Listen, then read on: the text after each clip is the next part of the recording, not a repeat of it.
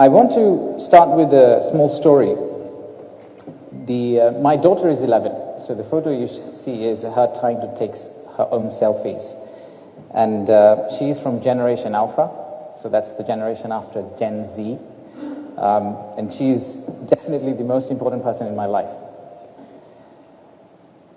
For me to be of any importance to her life, I usually have to convince her that I have thousands and millions of followers on Facebook and TikTok.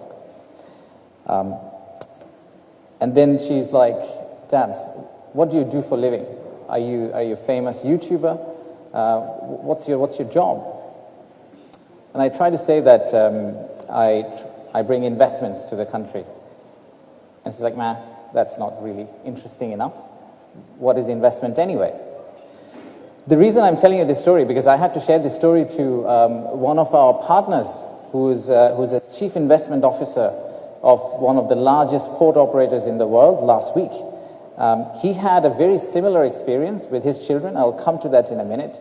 But what I would like you to take away from this slide is, if you think back and think yourself, that if your children or your nieces or your nephews asked you this evening, what do you really do? How do you make a difference? What's the contribution that you make to the society?